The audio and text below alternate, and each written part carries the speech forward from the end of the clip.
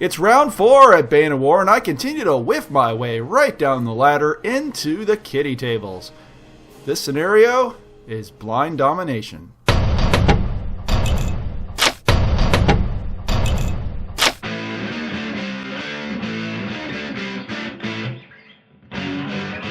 The list is fine. I'm still running the same thing as usual. I really like the durability of it. And my buddy that I'm facing off against this time, it goes by the name of Leo. And he's facing off with a list that is remarkably similar to my own. It's another Grenadier company. Not SS. I guess we still got that bad blood thing going on. But he's changed it up by adding Kirchner and Carius into his list to sort out his long-range shenanigans like I would do with the Panthers. And he's got some Brumbars to deal with infantry, much in the same way that I would use my Panzer IIIs. It's an interesting dichotomy. But I really want to change what's going on here. I've been whiffing my way down into the kitty tables, and so has he. And I want to fix this. I want to fix this bad. This board is dominated by a central structure in the middle. This nice little ruins, this like villa with the clock tower. It's beautiful. And I want to get some, so we're going to do something really, really ballsy. We're letting the infantry ride on the tanks. He doesn't have anything to... I get the first turn, and I just rush the tanks on with as much infantry as possible. And I just use my air to thankfully guide off the one air support attempt he had. It was incredibly scary. I put everything on those things, and the game would have been just over if he got air. And he got air. And I thankfully intercepted it. I mean, that would have just been game over. I was sweating when I put it on the board. It wasn't long, and as you can see, there wasn't many camera shots of it because I was just so freaking nervous. But they managed to move forward, and they're trying to take on the center of the board before he can get to it. But there is an interesting comparison to be made here. I put them on the ersatz training tanks. I didn't want to let the Panthers get tied up with doing infantry carrying duties. I have them set up to actually run on the my right side of the board to flank and take the objectives on that side. But I let the training tanks move up forward, which is kind of in hindsight, it was kind of sour because he's confident vet and he's going to stormtrooper up almost as quickly as the tanks can move by themselves. Because those tanks, they don't stormtrooper. They're just student tanks. They don't move quite the same. But this street, this little alleyway here in the center village is going to be an incredibly deadly exchange. We're going to move the tanks up, we're going to dismount the infantry, and we're going to do everything that we can to try to make that as much of a bloodbath. We send the actually reinforced infantry company on the other side because I couldn't move all the machine guns and Panzerschrecks and everything on top of those tanks. That it would be too many stands. So it's actually kind of a shorter group that's heading for the center of the board while the heavier group is heading through the woods. Panthers arrive on the right side of the board completely unopposed with the 15 centimeter artillery down there over by the grove. And like I said, he keeps moving forward with all his infantry spread out pretty wide. And he's going to stormtrooper and move pretty quickly up to that building. It's kind of demoralizing. He swings on Kirchner and Otto Carius over through the vineyards with some AA to guide them. Yeah, they've got the whirlwinds. Any air to try to pick them off is going to be a very delicate matter. But not completely unopposed on the right flank with the Panthers are opposing them some Pack 40s.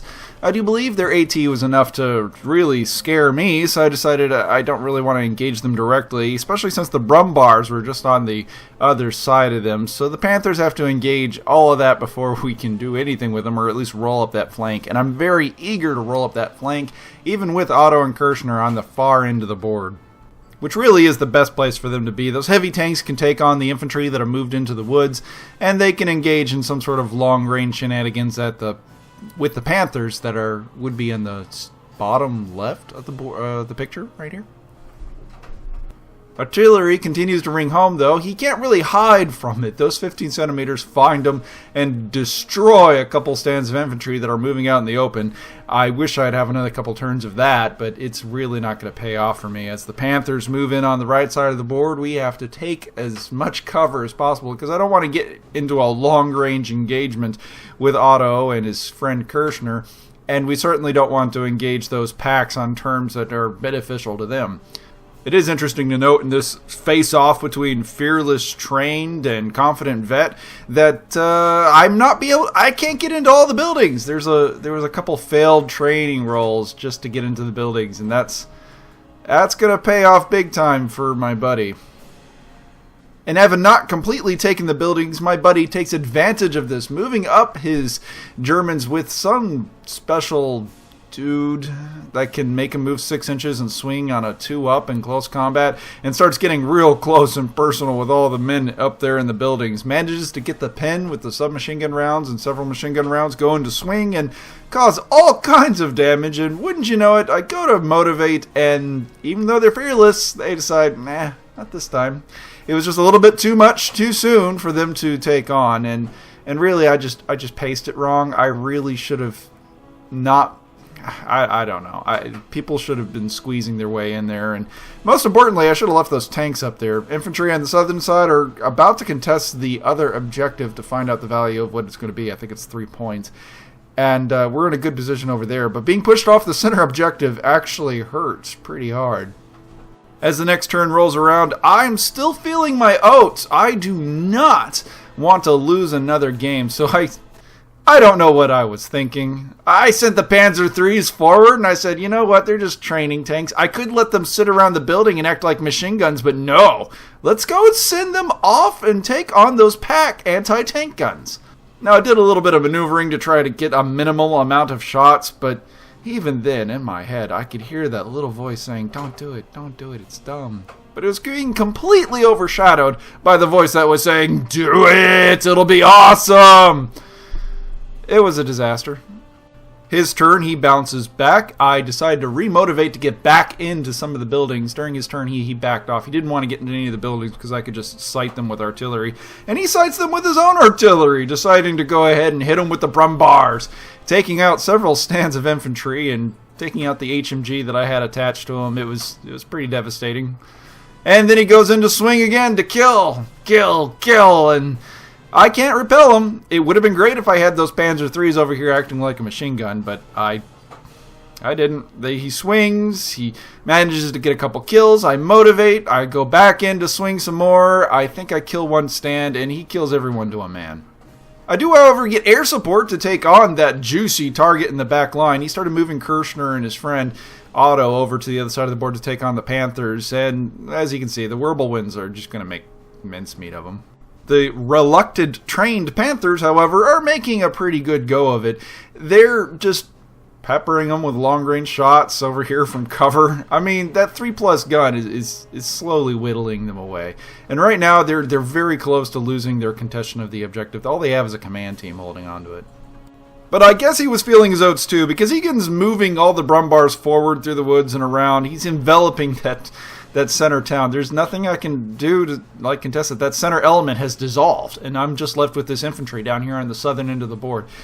I can't contest it in any kind of meaningful way, so I'm going to go for a platoon break, because those guns can dig him out, and anytime he moves into that big building in the center, I'm just going to hit it with artillery again, and again, and again. And I have my 1 IC over there in the bottom right. I mean, I can always contest it if I want, but this building ends up being a huge detriment to him because it's just a prime target just to keep hitting with artillery over and over and over again.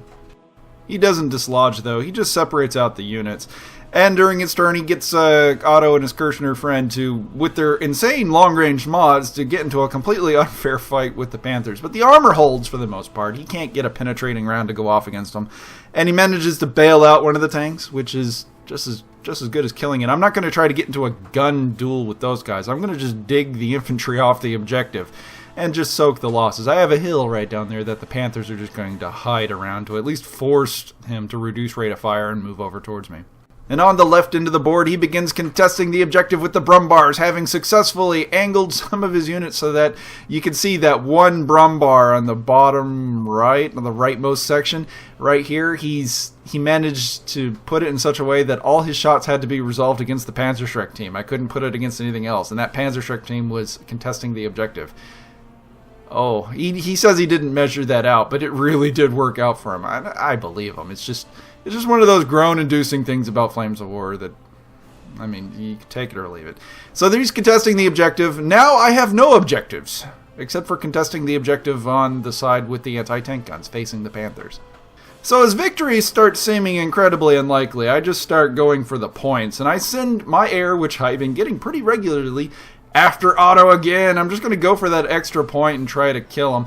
And to help make that a little bit more likely, I'm sending the infantry out of the woods to engage tanks in the open, with the sole purpose of making his anti-aircraft guns choose between providing anti-aircraft fire or doing defensive fire. He opts for defensive fire out of the anti-aircraft guns, which is probably a wise call.